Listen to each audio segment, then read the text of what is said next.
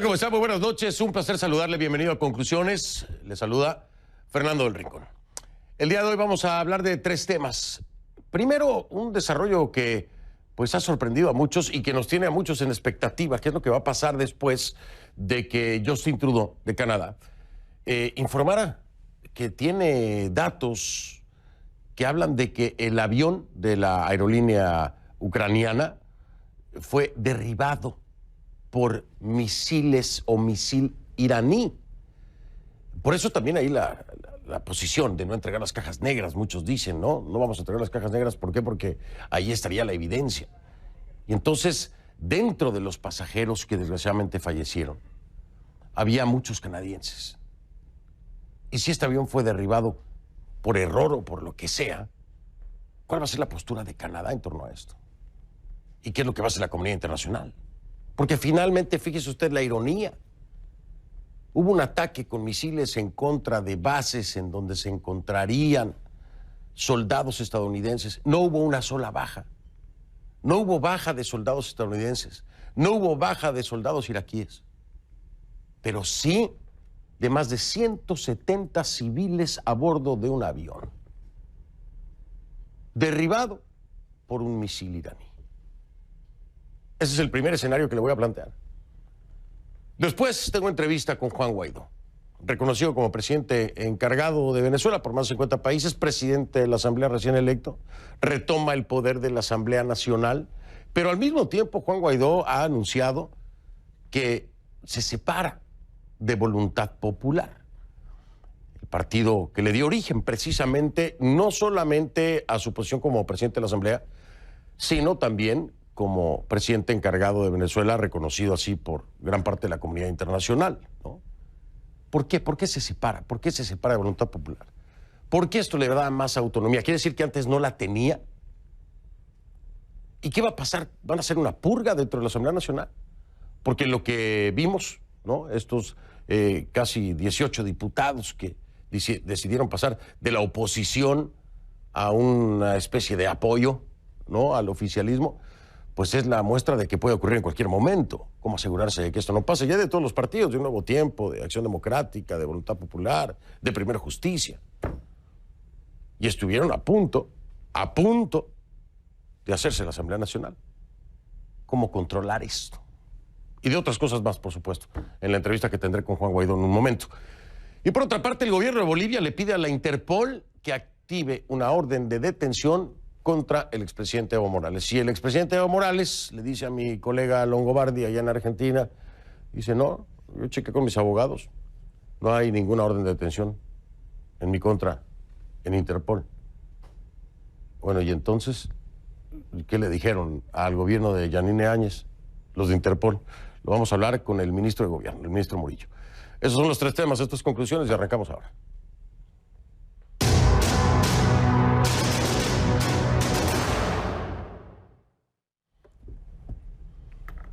Y le pido entonces que a partir de este momento me acompañe utilizando la etiqueta numeral Conclu Avión Irán. El hashtag es Conclu Avión Irán, numeral Conclu Avión Irán. Ahí está en pantalla, Conclu Avión Irán. Sus comentarios con esta etiqueta, mi cuenta en Twitter, @soyfdelrincón, @soyfdelrincón en Twitter. Bien, vamos con la información entonces de varias fuentes de inteligencia de Estados Unidos que aseguran que la inteligencia disponible apunta a que el avión comercial que cayó en Teherán la noche del martes pudo haber sido derribado por un misil iraní. Posiblemente, dicen, de forma accidental. El primer ministro del Reino Unido, Boris Johnson, y el primer ministro de Canadá, ya le decía, Justin Trudeau, coinciden en que hay evidencia suficiente para sustentar esta información. Parte de esa evidencia podría ser un video obtenido por CNN que al parecer muestra el momento en que el avión fue derribado.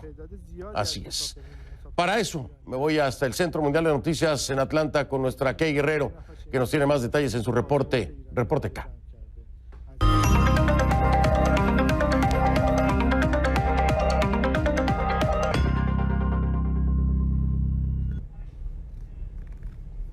Kay, ¿cómo estás? Buenas noches, me da gusto saludarte. Dinos qué información tienes, porque es terriblemente irónico, ya lo decía yo, en el ataque con misiles por parte de Irán a las bases donde habría soldados estadounidenses. No hubo bajas, ni iraquíes ni estadounidenses, pero sí, un avión comercial con más de 170 personas que mueren precisamente y ahora parece que por un misil iraní. ¿Cómo estás? Hola Fernando, una situación terrible, pero tengo que decir que en muy pocas oportunidades tenemos evidencia de este tipo. CNN ha obtenido un video que al parecer muestra el momento en que el avión de Ukraine International Airlines cae en Irán el martes y al parecer porque era impactado por un misil. Esto, Fernando, apenas minutos después de despegar desde el aeropuerto de Teherán con destino a Kiev, en Ucrania. Eso que vemos en pantalla, Fernando, son las imágenes de ese video, un destello que se mueve muy rápidamente y de pronto impacta un objeto. De inmediato se ve una explosión, allí la vamos a ver brevemente en pantalla, y ese círculo que vemos sería el misil. Esto es lo que dicen la información que ha podido recabar CNN. Inmediatamente, Fernando, después del impacto, sabemos que el avión cae a tierra y unas 176 personas que iban a bordo entre pasajeros y la tripulación murieron. CNN en estos momentos tiene activamente personal de campo y expertos tratando de confirmar la autenticidad de este video, pero por ahora no podemos verificarlo independientemente. Seguimos trabajando en esto, Fernando. Ahora, este jueves, como tú decías, los gobiernos de Canadá y del Reino Unido se sumaron a las voces de inteligencia en Estados Unidos al decir que tienen datos para sugerir que el avión comercial fue derribado por un misil aéreo iraní. Se trata de un misil tierra-aire de fabricación rusa. Esto es lo que dijo el primer ministro de Canadá, Justin Trudeau, al respecto más temprano, Fernando. We have intelligence from multiple sources, including our allies and our own intelligence. The evidence indicates that the plane was shot down by an Iranian surface-to-air missile. This may well have been unintentional. This new information reinforces the need for a thorough investigation into this matter.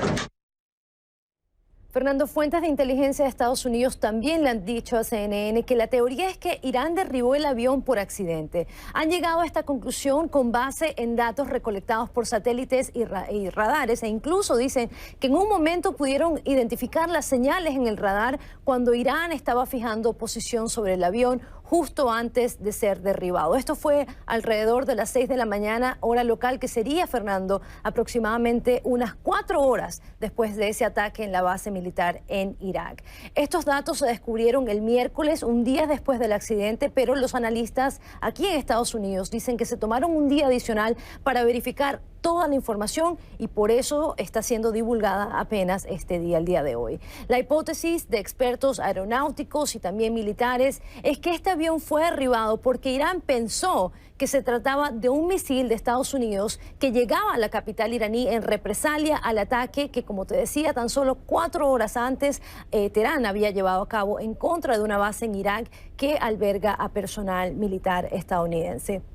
Pero nada está claro, Fernando. También hay interrogantes de cómo Irán pudo haber cometido un error tan garrafal y en tal caso confundir un avión que sale de su propio aeropuerto con un misil estadounidense. Entre las víctimas hay ucranianos, canadienses, suecos, alemanes, británicos y también afganos. Irán, por supuesto, niega esta hipótesis y dice que van a llevar a cabo sus propias investigaciones, pero también han alegado que quizás, Fernando, necesiten ayuda internacional para poder decodificar la información. Boeing, que es la empresa estadounidense que fabricó el avión, ha dicho que ellos tienen la tecnología para decodificar los datos que estaban en la grabadora, pero por ahora Irán se rehúsa a entregar esa grabadora a la empresa y han dicho que quizás la puedan compartir con los gobiernos de Canadá o de Francia. Por su parte, el presidente de Estados Unidos, Donald Trump, ha dicho que Estados Unidos nada tiene que ver con la caída de este avión, pero hay voces de la comunidad internacional que reprochan esto y le han pedido tanto a Estados Unidos como al gobierno de Irán desacelerar las campanas de guerra, Fernando, porque sugieren que este terrible hecho, este terrible accidente donde 176 personas pierden la vida, es un error mortal que quizás fue causado por las tensiones actuales, Fernando. No, y sí, sin duda alguna puede ser, es una posibilidad, habrá que esperar. La información está ahí, eso sin duda, en las cajas negras y en la grabación precisamente de la comunicación con la torre de control se puede esclarecer mucho de lo que hoy son hipótesis y que las cosas, como decías tú, bien dicho además, no están del todo claras. Así es. Ok, muchas gracias. Gracias, Fernando, buenas noches. Buenas noches, era Kay Guerrero con su informe, su reporte K. La encuentra en Twitter como @KGuerreroCNN, @KGuerreroCNN.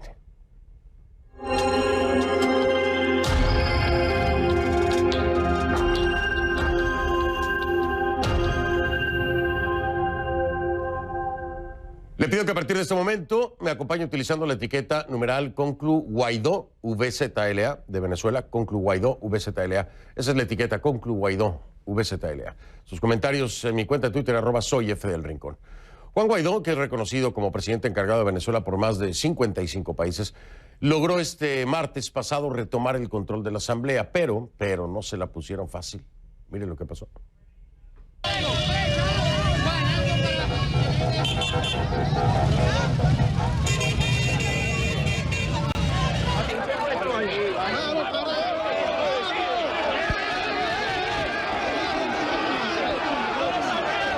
No son los militares quien decide quién es diputado y quién no, es el pueblo de Venezuela.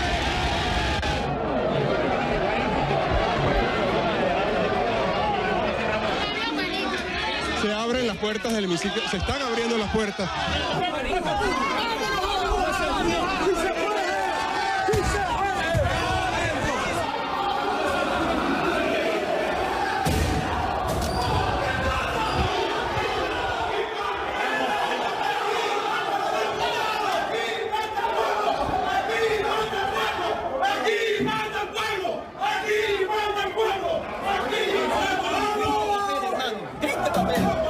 Miren los ojos a sus hijos.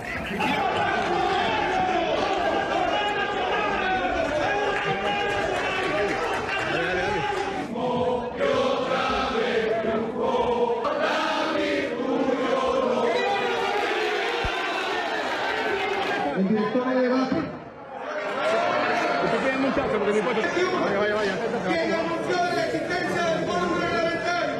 En nombre de Venezuela, juro cumplir con los deberes del presidente encargado y buscar solución a la crisis para vivir con dignidad, prosperidad y recuperar la normalidad en Venezuela.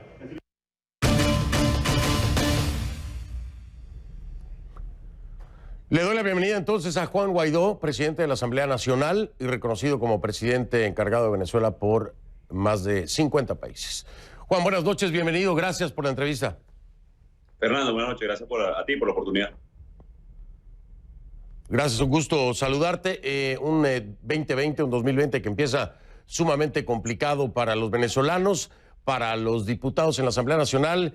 Quiero preguntarte, Juan, si podemos decir, ¿ya retomaron el control del Palacio Legislativo o este escenario que ya veíamos, esperas se pueda repetir en otras ocasiones más? Hoy hay control del Poder Legislativo, Fernando, único órgano reconocido por el mundo y por los venezolanos.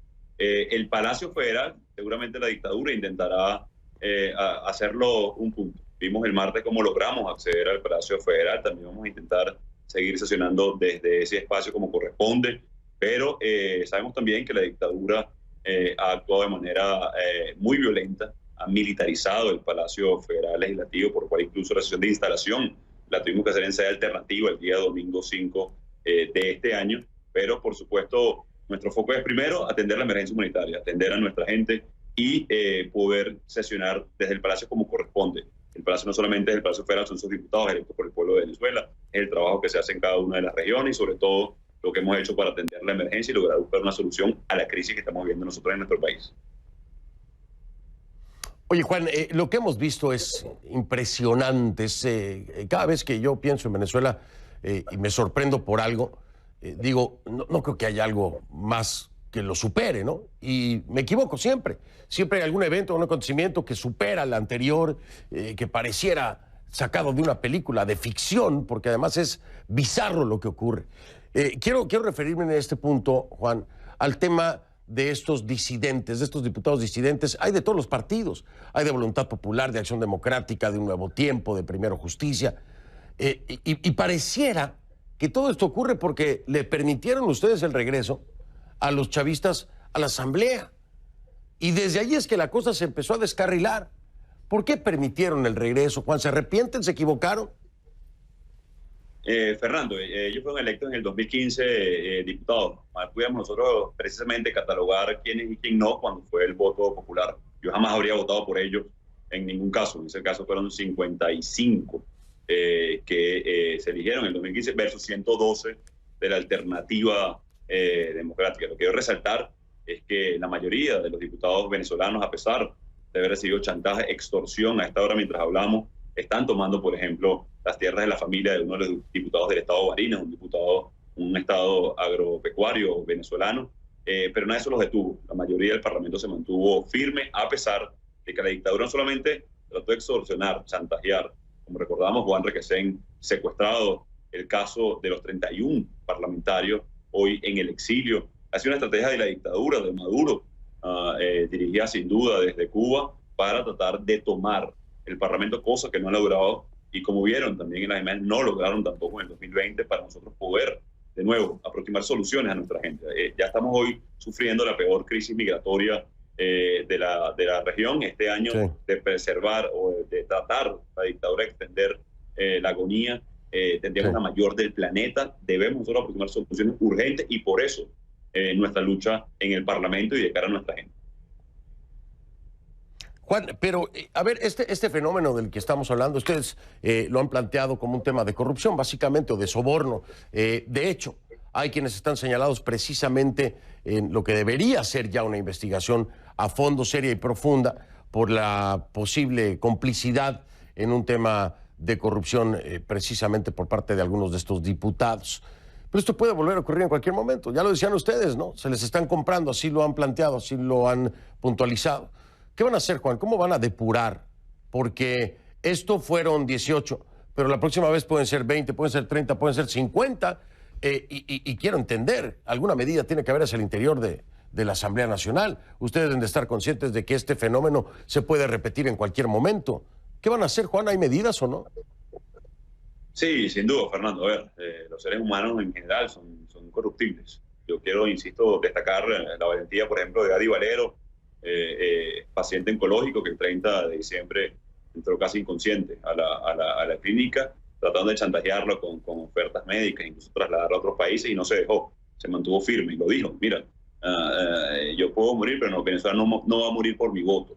Y así fueron 100 diputados, una lamentable minoría impulsada por la dictadura, cómplice de la dictadura, como tú decías, investigado, por cierto, luego de un reportaje de investigación a través de Armando Info, en este caso un portal, que los relacionaban con testaferros de la dictadura sancionados por los Estados Unidos. ¿Qué debemos hacer? Enfocarnos en la solución.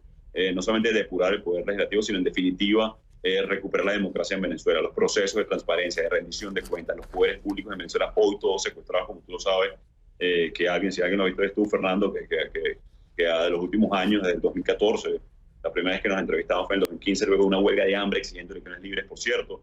¿Qué tenemos que hacer? Recuperar la democracia, los contrapesos naturales del poder. Hoy, lamentablemente, vivimos una dictadura.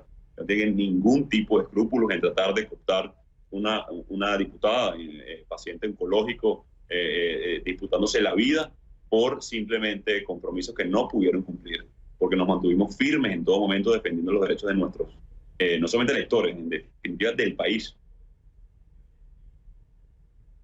Ya.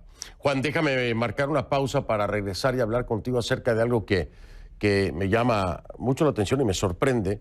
El anuncio de separarte de tu partido, de Voluntad Popular, para tener más autonomía a la hora de tomar decisiones.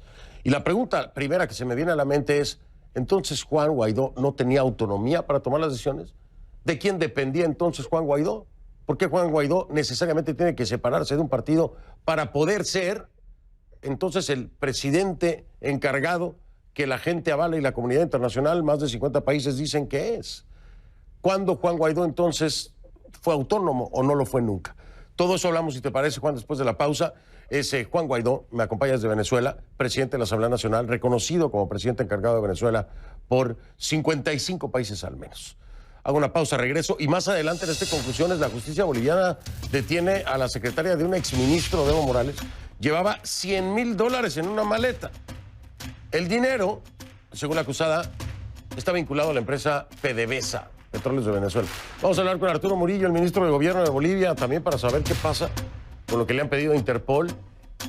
Van a emitir orden de captura contra Evo. Ya regreso.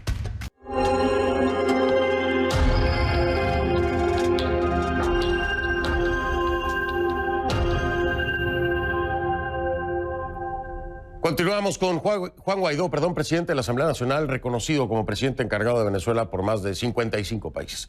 Juan Guaidó, le preguntaba yo antes de ir a la pausa, Juan Guaidó, en una declaración que hace precisamente en estos días, anuncia que se separará de su partido, de Voluntad Popular, como ya se lo habían pedido algunos miembros de la oposición venezolana, pero él dice también para tener más autonomía a la hora de tomar decisiones. Mi pregunta es, Juan, ¿no tenías la autonomía?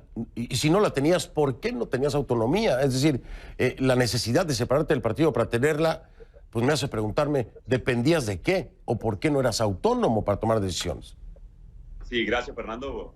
Hace unos días hice público que además es una tradición en Venezuela relevarse de militancia partidista y con algunos elementos importantes en Venezuela. Sí, hay una variable clave hoy en nuestro país, es la unión de todos los factores, no solamente partidos políticos. Hemos hecho una agenda intensa de construcción para la lucha en el 2020 con sindicatos, estudiantes, la iglesia incluso. Tuvimos una muy productiva reunión el día de ayer para poder avanzar conjuntos. Y además, muy como sucedió el 7 de enero en Venezuela, todos empujando en una misma dirección, por lo cual decidí relevarme de militancia partidista. Hay que construir una base amplia de unión en Venezuela, sin duda alguna empujar en una sola dirección cuando enfrentamos a una dictadura de estas características. Y siempre muy consciente de mi rol como presidente del Parlamento, presidente encargado de articular a todos los factores que hacemos vida en Venezuela. Estamos adversando hoy a una dictadura, pensando siempre en los venezolanos y respetando y, por supuesto, construyendo gobernabilidad para el futuro. Pero Juan, entonces, insisto en la pregunta, ¿no tenías autonomía mientras estabas en Voluntad Popular para tomar decisiones? Este tema es muy importante porque siempre vincularon a Leopoldo López como la persona que estaba detrás de toda la operación y que prácticamente te dirigía en el camino. ¿Esto es una realidad entonces o no lo es? ¿Por qué es necesario salir de Voluntad Popular? Yo sé que es un tema de integración, que la dudo porque hemos visto lo que ha ocurrido con 18 diputados disidentes, pero vamos a suponer que así sea. Juan, ¿fuiste autónomo o no? ¿Leopoldo López estaba ahí siempre? Fernando, yo soy dos veces electo parlamentario durante 10 años. Hemos construido, fundado un partido político, construido y abonado en el terreno de la unidad. Y por mi rol, que responde a los electores, a Venezuela, no solamente autónomo, sino también, por supuesto, con la suficiente, digamos, alcance para unir a los factores y que 18 personas, tres de ellos, por cierto, provenientes del PSV, como una decisión distinta, no quiere decir con los 100 diputados, con todo el país, con los estudiantes, con los gremios, con los sindicatos que hemos conformado hoy en Venezuela para enfrentar una dictadura que asesinó a Fernando Albán, a Pipo, que mantiene preso a más de 400 en Venezuela, que mantiene en el exilio a más de 31 diputados. No solamente hoy, no solamente tenemos la te escucho, Juan. Sí, gracias, Fernando. No solamente la independencia, sino también el respeto, el respaldo y el acompañamiento de casi 60 países y el pueblo de Venezuela. Lo sé, entiendo, Juan, pero, y perdón, voy a insistir porque no me ha respondido la pregunta, Juan. No me ha respondido si era necesario dejar Voluntad Popular y por qué era necesario. Y te lo digo porque hay quien entonces dice ahora, entonces era cierto que Leopoldo López era el que le decía qué hacer a Juan Guaidó. Quiero entenderlo, queremos entender por qué la autonomía depende de que Juan Guaidó no esté en Voluntad Popular. ¿Por qué es esta autonomía? ¿En dónde se determina que serás más autónomo y que eras menos? No sé de dónde salió la palabra, pero te repito, Fernando, que no solamente autonomía, alcance y hemos construido una gran capacidad a nivel nacional e internacional. O sea que Voluntad Popular en algún momento se convirtió en un freno para que tuvieras ese alcance y esa cohesión con el resto, no solamente de partidos, sino sindicatos, estudiantes, etcétera. Hoy en Venezuela enfrentamos una dictadura, Fernando, que ha encarcelado a cientos, que mantiene a 5,5 millones en emergencia humanitaria compleja, el flujo migratorio más grande del país, que nos amenaza, que viste cómo militarizó. Un factor fundamental es la unión de todos los factores. Y no solamente que no quepa duda, sino hacerlo público es importante para los venezolanos, para esos sectores, gremios, sindicatos, y la necesidad de unir a todos, a Antonio Ledesma, a María Corina Machado, a Leopoldo López, a Enrique Capriles, a los líderes partidistas, pero también a los líderes sindicales, a Rubén González hoy tras las rejas en el sur del país. Es una necesidad hoy en Venezuela la unión de todos los factores y esto sin duda facilita el acercamiento a cada uno de los sectores del país. Bien, déjame cambiar el tema para entender algo que es también muy importante. Si aquí en realidad se utilizó dinero para comprar conciencias, si en realidad se cometieron estos hechos de corrupción por algunos de los diputados disidentes, debe llevarse a cabo una investigación en el ámbito legal, porque hay un delito. Se puede haber cometido uno o varios delitos. Pero aquí la pregunta es, Juan, ¿quién va a hacer la investigación y qué justicia? Porque hablamos de un Tribunal Supremo de Justicia en el exilio, el Tribunal Supremo de Justicia del régimen, la Fiscalía del régimen. ¿Ante qué justicia se presenta? ¿Quién hace la investigación? ¿Quién determina las penas, el castigo? ¿Cómo se puede manejar esto? ¿O va a quedar en el aire? ¿Va a haber una investigación? ¿Van a decir que así fue, pero no les va a pasar nada? ¿Y seguirán sentados en una curul? Porque esto puede incluso ameritar que se les quite el fuero, que queden fuera de la asamblea y que terminen presos. Pero en esta estructura bizarra que hoy vive Venezuela, ¿en qué caminas? ¿En qué justicia se camina? ¿Cuál es el camino de la justicia para esto?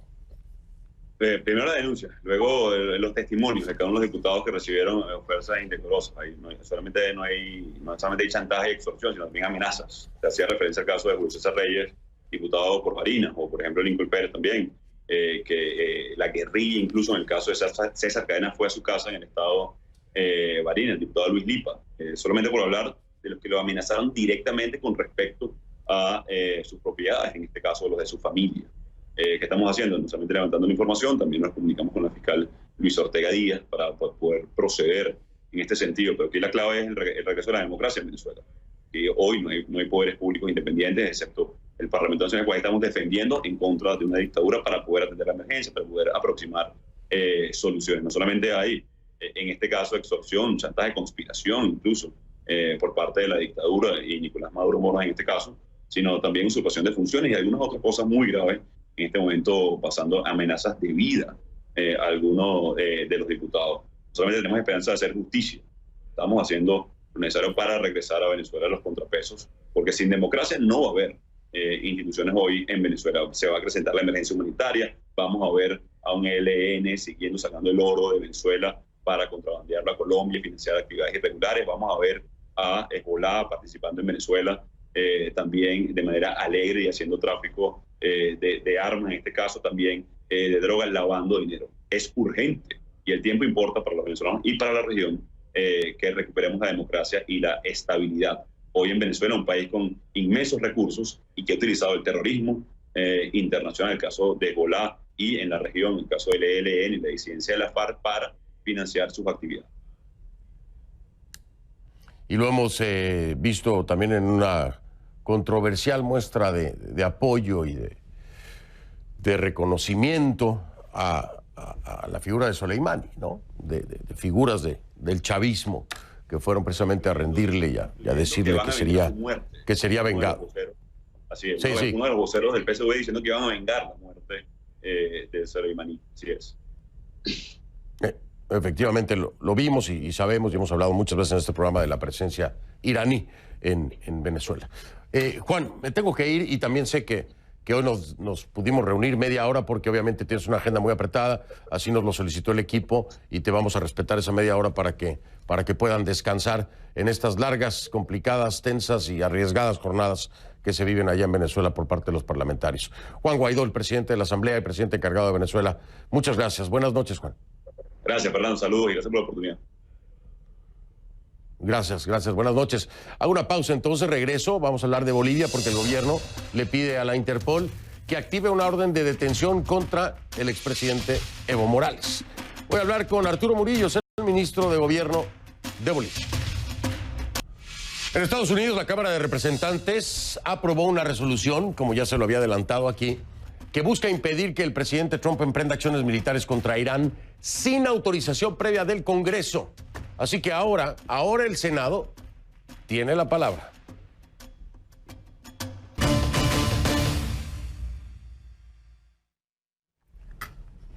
Le pido que a partir de este momento me acompañe utilizando la etiqueta Concluevo Interpol. El hashtag es Concluevo Interpol.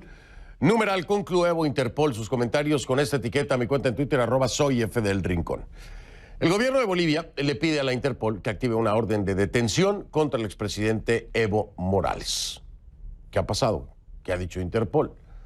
Vamos a hablarlo con mi invitado esta noche.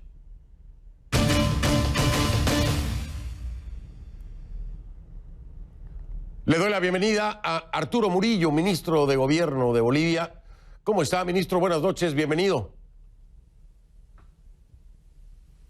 Gracias, Fernando. Buenas noches. Atentos aquí para poder informar a la población de la situación del señor Evo Morales. Por supuesto. Bueno, se ha hecho ya esta petición a la Interpol, que se active una orden de detención internacional contra el expresidente Evo Morales, que está acusado por la Fiscalía de Bolivia de sedición y terrorismo. ¿Qué ha respondido Interpol? ¿Tienen ya alguna respuesta ustedes? No, hemos hecho, el día de ayer en la mañana yo pedí a la Policía Nacional, muy temprano, a las 6 de la mañana, que activaran este tema. Más luego, más tarde, tipo 10, 11 de la mañana, mandamos una nota a la Interpol, como corresponde. También le hemos mandado una nota a la Fiscalía, aquí se la muestro, para que también active y haga los trámites que correspondan dentro de su jurisdicción para poder activar los códigos necesarios para que el señor Evo Morales sea detenido y traído a Bolivia, porque no puede andar como Pedro en su casa teniendo una acusación de terrorismo en nuestro país. Entonces nos parece aquello delicado. Y bueno, hemos hecho los trámites y estamos a la espera de que esto sea activado a la brevedad posible. Pues en Argentina parece que Evo Morales sí anda como Pedro por su casa. De hecho, habló con mi colega y mi compañero Longobardi. Yo quisiera que usted escuchara lo que le respondió cuando se le cuestionó acerca del tema de la solicitud del gobierno de la presidenta Yanine Áñez a Interpol. Esto fue lo que le dijo a mi colega Longobardi. Escuche con atención, ministro. Lamentablemente hay distintas informaciones que amedrentan, intimidan, asustan al pueblo boliviano. Algunos víctimas de las dictaduras militares reafirman que en Bolivia se vive peor que en las dictaduras militares. Por tanto, una persecución, amenaza, amedrentamiento, no solamente a Evo, sino a exministros, a dirigentes sindicales. Es una persecución política. ¿Qué le responde usted a esta declaración del expresidente Evo Morales en torno a la solicitud a Interpol? Mira, Fernando, yo creo que la mayor persecución que tiene Evo Morales es las docenas de muertos que le persiguen en su conciencia, si es que tiene alguna, porque hay muchos muertos que tiene encima el señor Morales. Nosotros no somos un gobierno, ni somos personas de odio, ni mucho menos. Nosotros estamos cumpliendo con la ley a cabalidad. Es más, él dice que perseguimos exministros, perseguimos dirigentes. El día de ayer, en la noche, encontraron al ministro Romero, el que ocupaba esta cartera antes, al exministro Romero que ocupaba esta cartera antes, lo encontraron entrando en su casa, qué sé yo, y se movilizó la población. Incluso, Fernando, recibí muchísimas críticas porque llamaban para que públicamente y por prensa, para que yo vaya a detenerlo, como si yo fuera la ley. Y yo claramente dije, yo no soy la ley, yo hago cumplir la ley, no soy la ley, y mientras no haya una orden, una citación o una orden de detención, yo no puedo actuar, no puedo hacerla cumplir. Y justamente hoy día salió una orden de la Fiscalía pidiendo que vaya a declarar el señor Romero en el caso terrorismo, que ha sido acusado. El día lunes han presentado una denuncia, los del caso terrorismo, los que han sido víctimas del caso terrorismo, han presentado una denuncia ante la Fiscalía de Santa Cruz, y esta Fiscalía ha emitido su orden no de aprehensión, de citación para declarar. Entonces, hay tiempos, tiene que o se presenta a declarar, y si no se presenta a declarar el señor Romero, recién sacarán una orden de aprehensión. Y si hay una orden de aprehensión, entonces yo debo vigilar y hacer que se cumpla. Pero no soy yo quien para hacer lo mismo que ellos han hecho. Han perseguido gente, han correteado gente, han matado gente, han encarcelado gente, porque simplemente estaban sentados en el poder y creían que podían hacer lo que les dé la gana. Por eso ahora escapan, por eso se asustan, por eso se meten en embajadas y sin que haya para muchos de ellos una orden de aprehensión. No se entiende por qué te ocultas en una embajada si no hay una orden de aprehensión. Claro, hay algunos como Juan Ramón Quintana por terrorismo tiene una orden de aprehensión. Evo Morales tiene una orden de aprehensión. Hay algunos que sí tienen una orden y vamos a hacer nuestros mayores esfuerzos para aprender a esta gente que tiene deudas con la justicia. Pero no podemos andar por la calle agarrando a todo masista que encontremos. No es correcto aquello. Hay procesos y hay que hacerlos respetar, Fernando, como debe ser. Claro, por supuesto, porque eso si no, entonces sí sería una persecución política.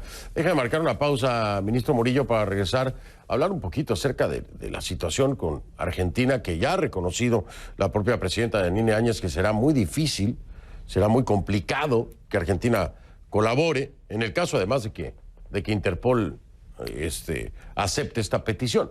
Y por el otro lado, entender esta noticia de María Palacios, ¿no? Detenida intentando llevar $100,000 a Argentina y además vinculada a PDVSA, bueno, en sus propias declaraciones, para que nos explique. Hago una pausa y regreso entonces, ministro. Es el ministro Arturo Murillo, ministro de Gobierno de Bolivia, quien me acompaña. Después de la pausa hablamos de estos dos temas. Se va. Estamos de vuelta con Arturo Murillo, ministro de Gobierno de Bolivia. Oiga, ministro, se detuvo a María Palacios en el aeropuerto del Alto, ¿no? Intentaba llevar $100,000 a Argentina. Y finalmente ella misma habla de Petróleos de Venezuela, de la filial de Bolivia, de PDVSA. Explíqueme un poco de qué se trata esto y cuál era el vínculo con PDVSA, porque esto ya habla también de una vinculación con Venezuela que puede ser sumamente delicada, ¿no, ministro? Así es, Fernando. Como dice el dicho popular, el pez muere por su boca. Aquí tienes la declaración jurada de la señora Palacios, que salía la madrugada de ayer de Bolivia rumbo a Buenos Aires. Quiero decirte, para que sepa el mundo entero, que esta señora en 2 meses ha salido 44 veces del país. En 60 días, 44 veces ha salido del país. Wow. Y en la declaración jurada que tiene, dice, tú sabes que en las declaraciones juradas tú has entrado a Bolivia y dices, ¿lleva más de $10,000? Tienes que decir sí o no para poder explicar. Ella dice no, que no llevaba más de $10,000 y sin embargo llevaba $100,000. La señora cuando es capturada dice que no conocía a Juan Ramón Quintana, sin embargo en todos lados ha aparecido en docenas y en cientos de fotos con Juan Ramón Quintana y con todo el personal de ministros, viceministros del gobierno del movimiento al socialismo. Entonces, primero que miente la señora, comete un delito al transportar $100,000, está haciendo contrabando de dinero, tú tienes que declarar el dinero para transportarlo como manda la ley. Y obviamente el tema gravísimo también es que es dinero, entre comillas, de PDVSA. Tú recordarás, Fernando, que yo demostré en una entrevista contigo con unos cuadros que estaba viniendo gente de Venezuela a hacer terrorismo, narcoterrorismo en nuestro país. Y te dije que Venezuela estaba atrás del financiamiento del terrorismo en nuestro país. Esta es una prueba más, porque resulta que ahora dice que este dinero era de PDVSA. Si no era de PDVSA, ¿de quién era? Era de la corrupción, del narcotráfico.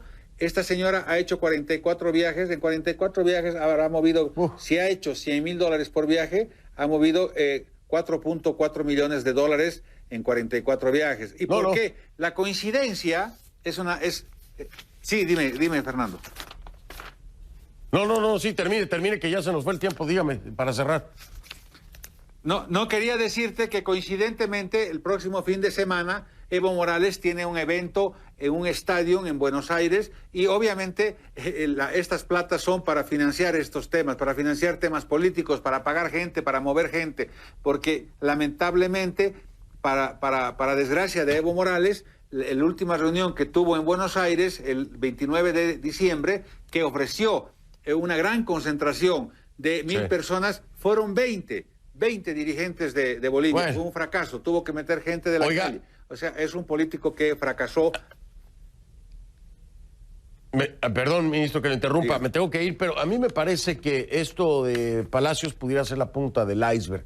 Vamos a ver hasta dónde llevan las investigaciones y, por supuesto, estamos al pendiente, agradecidos siempre de aceptar nuestras invitaciones a conclusiones, ministro Murillo. Muchas gracias y buenas noches. Gracias a usted, Fernando, y puede estar seguro que es la punta del iceberg. Ya le estaremos haciendo conocer los demás detalles. Buenas noches. Muchas gracias a usted. Estaremos muy al pendiente, por supuesto, dándole seguimiento a esta noticia. Arturo Murillo, ministro de Gobierno de Bolivia. Una pausa. A sus órdenes en redes sociales, le ofrezco Instagram, F del Rincón, así me encuentra. F del Rincón en Instagram. Venga. Soy Fernando del Rincón, gracias. Si no lo vi en conclusiones, no lo vio. Lo veo mañana. Gracias.